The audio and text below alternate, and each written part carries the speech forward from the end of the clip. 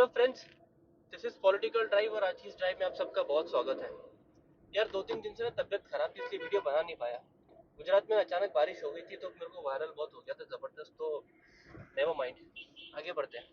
आज का जो मेरा वीडियो है ना, it's a request video to the political parties in India, specially opposition parties, specially parties like Congress, Aam Aadmi party, Samajwadi party, RJD, DMK, TMC. You get the gist. आप जो वो पार्टीज जो इंडिया अलायंस में है, उनसे मेरी रिक्वेस्ट ये है कि यार आप ऐसी इस तरह की पॉलिटिक्स ना करें जिस तरह की पॉलिटिक्स आप पिछले 10 साल से करते आ रहे हैं। इस तरह की पॉलिटिक्स ने आपको कहीं नहीं लेके जाना। मेन स्ट्रीम इंडिया में छोटे मोटे सेक्ट्स में, पॉकेट्स में आपको सक्सेस मिलेगी, बट मोटा मोटी जैसे कि हम लोग एक चाय में गिरी हुई मक्खी को उठा के बाहर फेंक देते हैं ना, वैसे ही देश की जनता ने आप लोगों को उस मक्खी की तरह उठा के राजनीति से बाहर फेंक देना है, एक एक करके। और कुछ कुछ पार्टीज को तो फेंकना शुरू कर दिया है। वैसे तो मेरा मानना है कि कोई भी पार्टी कभी भी खत्म नहीं होती, बट स्टिल आगे बढ़ते हैं। शुरू से शुरू करते हैं।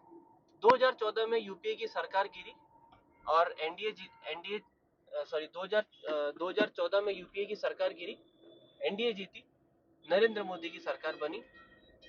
और तब से लेके अभी तक जितने भी ओपोजिशन या नरेंद्र मोदी ने जो भी चीजें की हैं, उसमें ओपोजिशन ने उस पर सिर्फ नरेंद्र मोदी पे उस चीजों पे अटैक ही किया है। कभी उन चीजों के ऊपर, और कभी आंख बंद कर नरेंद्र मोदी के ऊपर, और कई बार तो देश के ऊपर।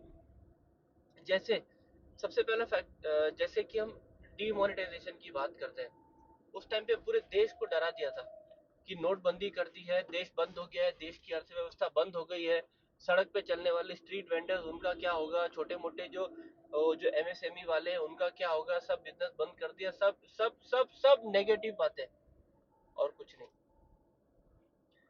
देश की आर्मी ने सर्जिकल स्ट्राइक और एयर स्ट्राइक करी, प्रूफ मांगो, प्रूफ दो, प्रूफ मांगो, प्रूफ दो।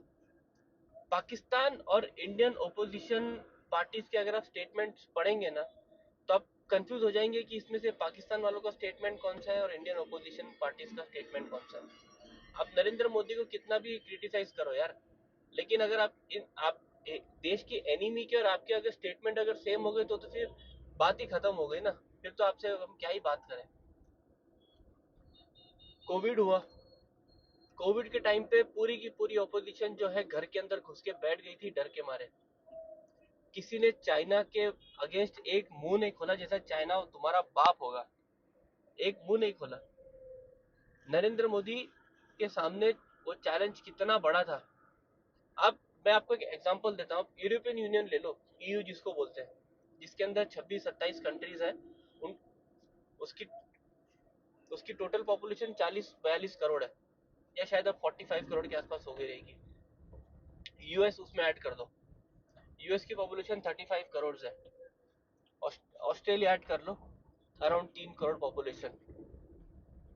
बाकी के आप और जो दो तीन छोटे मोटे छोटे मोटे डेवलप्ड कंट्रीज है, जापान ले लो, है ना। इस जापान की पॉपुलेशन करीब 1-2 करोड़ होगी। इन सबको अगर आप ऐड कर दोगे ना, तो भी 70-80 करोड़ पॉपुलेशन होती है। इंडिया की पॉपुलेशन 150 करोड़ है, उससे double. Developed countries around 30 developed countries की गवर्नमेंट को मैनेज करने के लिए कितनी पॉपुलेशन थी? Around 70-80 crore. Developing country India, उसको पॉपुलेशन कितनी है? 150 करोड़। और गवर्नमेंट कितनी है उसको हैंडल करने के लिए? एक एक गवर्नमेंट ने 150 करोड़ पॉपुलेशन को हैंडल किया। और मैं ये नहीं कह रहा हूँ कि उसमें कोई चैलेंजेस नहीं है, लेकिन जिस तरह से चीजों को हैंडल किया, भाई हमने करीब कोविड खत्म होते होते ऐसी कोई कंट्री बची नहीं थी जिसको हमने पीपीई किट और वैक्सीन सप्लाई ना की हो। और आधे से ज्यादा को तो फ्री में बांट दी, भाई लो बचाओ अपने लोगों को। और जब वैक्सीन बनी तो आपके दोस्त लोग क्या बोल रहे थे? भाई ये वैक्सीन मत लगाओ, ये नरेंद्र मोदी की वैक्सीन है। अजीब हो यार तुम लोग, ऐसे तो कौन वैक्सीन। फिर गलवान, गलवान के टाइम पे 20 लोग हमारे शहीद हो गए थे। ओ बाबू जो हमारे कर्नल थे, और उनकी उनकी पूरी की पूरी पलटन। धोखा किया था, उन बात करने के लिए बुलाया था, लेकिन हथियार के साथ उन पर अटैक किया और उनकी पूरी पलटन को साफ कर दिया चाइनीज। अगले दिन इंडियन ट्रूप गई थी और 20 जवानों का बदला बराबर लेके आई थी, लेकिन वो तुमको नहीं दिखेगा, उसमें तुम चुपचाप बैठे थे। उसके बाद बाकी जो छोटे मोटे छुटक पुटक, कभी अरुणाचल में, कभी वो ऊपर नॉर्थ में वो लेक था ना, वो उसका नाम भूल गया हूँ मैं, वहां पे आज 12 मार्च है। चाइना का एक स्टेटमेंट आया है ना कि इंडिया ने ट्रूप्स मूव करी अरुणाचल में 10,000 की, और जहाँ पे मूव करी वो हमारी टेरिटरी है, चाइना छाती पीट रही है। ओपोजिशन वालों ने कुछ बोला नहीं कि वाह मोदी जी वाह, तुमने बहुत अच्छा काम किया, चाइना के अंदर घुस गए हो और जी जिनपिंग छाती पीट रहा है। किसी ने कुछ बोला नहीं। सबके सबका सबका मुंह सूख गया है। और सबसे पहले राहुल गांधी, पहले तो तुम तो पहले ये बताओ कि जब यूपीए की सरकार थी उस टाइम पे तुम्हारी माँ सोनिया गांधी ने एक ये साइन किया था एमओयू चाइना में बैठ के जी जिनपिंग की पार्टी के साथ, Chinese communist party of China के साथ। पहले तो तुम ये बताओ कि उसमें क्या था, उसमें उस एमओयू में क्या साइन किया था तुमने। पहले तो हमें वो जानना है, उसके बाद तुम बाकी चीजें बताना। उसके बाद तुम लोग हमारे भगवानों को गालियां देते रहते हो। अभी तुम्हारा लीडर स्वामी प्रसाद मौर्य रामचरितमानस के बारे में क्या भद्दी बात कर रहा था वो। देखो वैसे तो मेरा पर्सनली ये मानना है कि जिसको जो बोलना है ना हमारे भगवान के बारे में बोलता रहे, या फिर let me put it another way, मैं इसको फ्रीडम ऑफ एक्सप्रेशन के बारे में, फ्रीडम ऑफ एक्सप्रेशन के अंदर लेता हूँ। आपको जो बोलना है ना बोलते रहो, मतलब छूट कहीं से नहीं होनी चाहिए, ना इधर से ना उधर से। तकलीफ तो होती है, लेकिन क्या करें, वो उसका बोलने का हक है। उनको अगर किसी को अगर प्रभु श्री राम के बारे में भद्दी से भद्दी गाली भी देनी है ना, तो वो भी दे दे। मुझे उससे कोई कोई प्रॉब्लम, मैं कुछ नहीं बोलूंगा उसको। बस इतना हो जाएगा कि मेरी नजर में वो जो आदमी है ना, वो प्रभु श्री राम के पैर के नाखून की गंदगी से भी छोटा हो जाएगा वो मेरे मेरे नजर में। लेकिन मैं उसको कुछ बोलूंगा नहीं। हाँ इतना बोलूंगा कि भाई नाप दे, लेकिन उससे ज्यादा मैं कुछ नहीं करूंगा। और मेरी जो भी मेरे व्यूअर मेरा वीडियो देख रहे हैं, वो मैं उनसे यही कहना चाहूंगा कि यार अगर कोई पॉलिटिशियन हमारे भगवान देवी देवता को गालियां देता है ना, तो आप बस इतना समझ लो कि वो वोट पाने के लिए कर रहा है गालियां।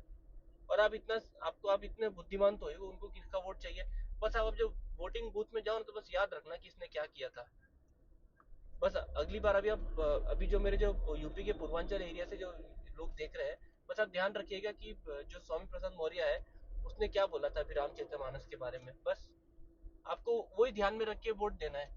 ये बहुत अपने आप को नेता बनते हैं ना, वोटिंग में इनको दिखा देना कितने नेता है ये। हाँ, तो मैं कह रहा था कि आप गालियां देते हो यार हमारे देवी देवताओं को। राहुल गांधी ने तो खुद क्या क्या बोल रखा है कि हमारे जो लड़के हैं वो मंदिर जाते हैं लड़कियों को छेड़ने के लिए। तो ऐसा तो नहीं चलेगा बॉस।